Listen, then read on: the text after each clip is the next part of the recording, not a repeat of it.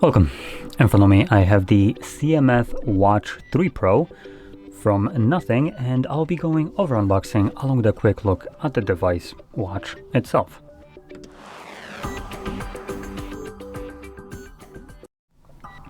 Before I actually get into unboxing this, I do want to mention one thing. So this is supposedly a new device, and I don't know if it's just importing or whatever, but there are two stickers on here that are kind of closing it up. We have the one that is actually sealed, and then this circular one, which you can kind of see right here, which is actually cut. I did look at it closely, and it did look like it's cut.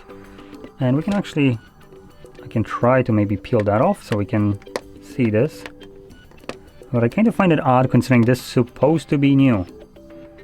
So if it's new, why the hell is the seal cut? So let's just yoink that off. I was just thinking enough, it also grabbed the secondary one that we're supposed to actually see. And would you look at that? It actually, well, no, I can't really tell you that it's cut because, let's see, can I separate it?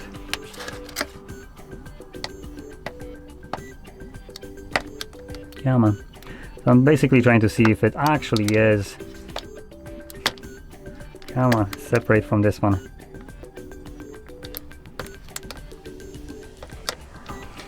This is kind of cancerous. Just let it go. Like Elsa, come on. Oh. Okay, there we go. So let's see, will it separate? Yep, look at that, it's cut. Who would have thought? So this, technically, is actually not new. Great. Don't you just love paying full price for something that has been open and it's marketed as new? I sure as shit do. Okay, so in here we get the watch itself. Let's put it up. In terms of build quality, it has this weird, like, rough surface around here. And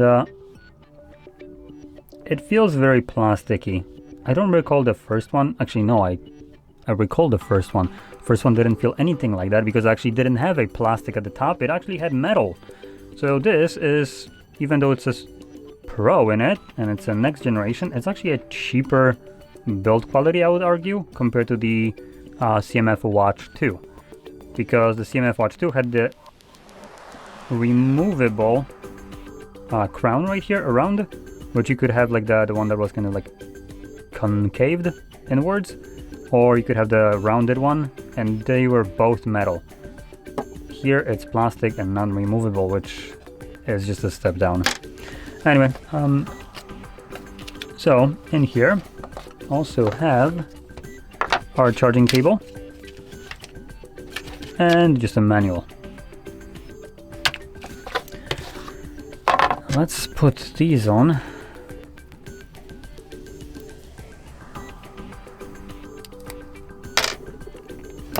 So I'm gonna start with this one.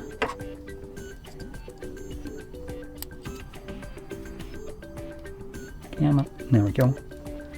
One on and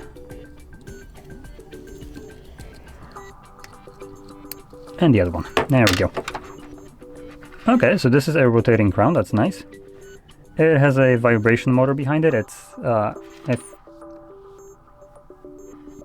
kind of feels like haptics, but very poor haptics, to be completely frank with you. But in terms of scrolling, it seems to be working just fine.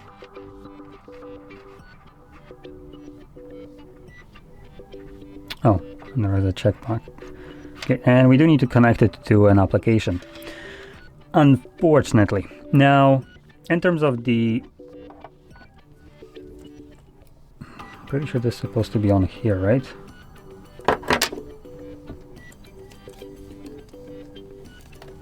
Yeah, that's usually where it is. So I did kind of screw that one up. You just fixed that up. Now, if you did the same thing, when you're putting it back on, make sure that the little knobbly thingy thing is on the top. There we go. Okay.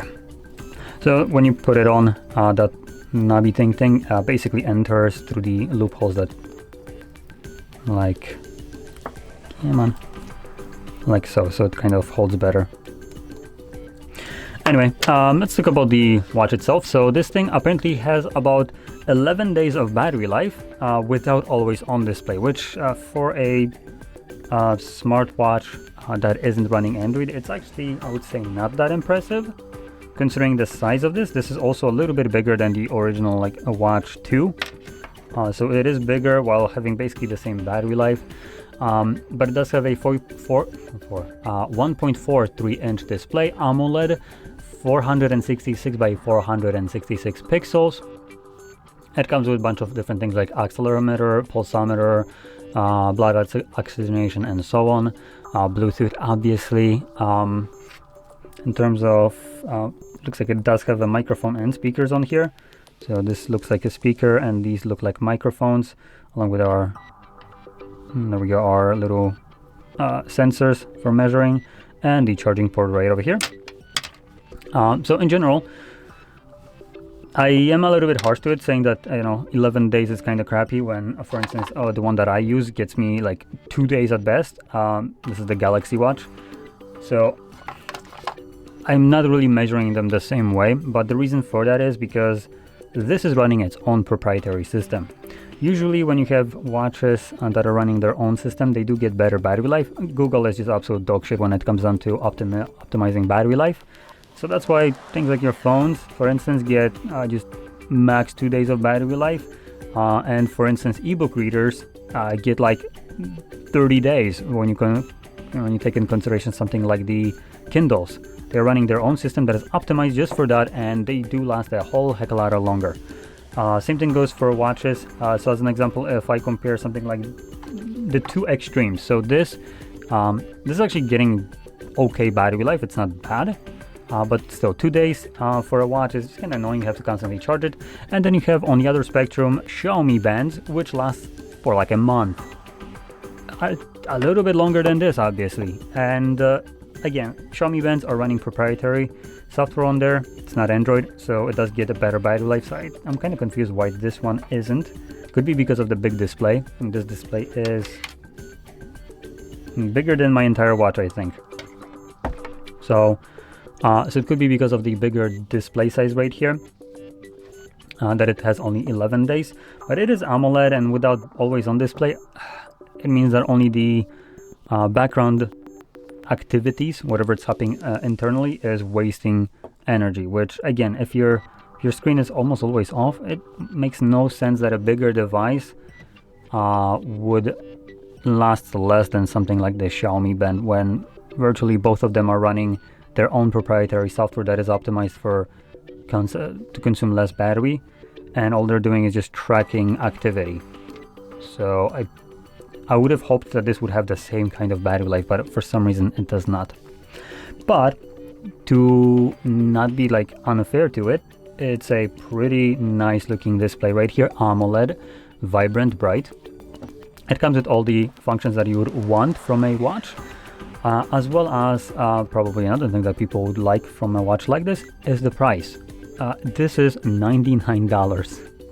So when you compare it to something like this, which originally I think costs probably closer to like 500. I actually don't remember how much this costs brand new.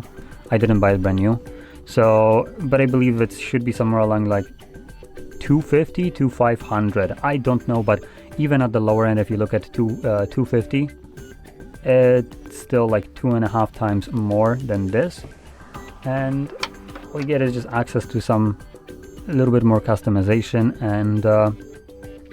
and Google Play Store, which personally I use this watch on a daily basis, and I don't have any single app installed right here from Play Store.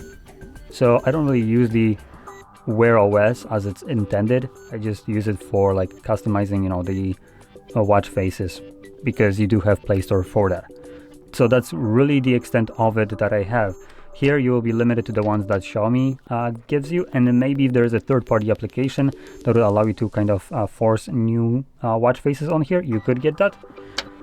But other than that, you don't have access to really any kind of other applications apart from what's already on here.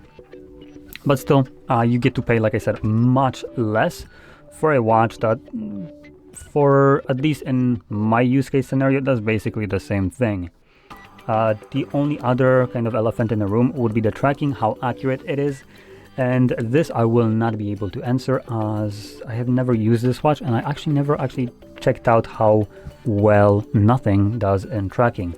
I did watch on their channel that they did improve a bunch of sensors on their devices, like the watches, to make them more accurate. But I don't have any kind of data, nor have I looked for one to see how well they compare to it. But from data that I did seen before, for the most part, from the data, Apple watches and Huawei watches specifically were the best ones in terms of tracking. Again, those will be on a way higher price tag compared to this, which could be considered as budget. So anyway, with that being said, hopefully you found this very helpful, and if you did, don't forget to hit like, subscribe, and thanks for watching.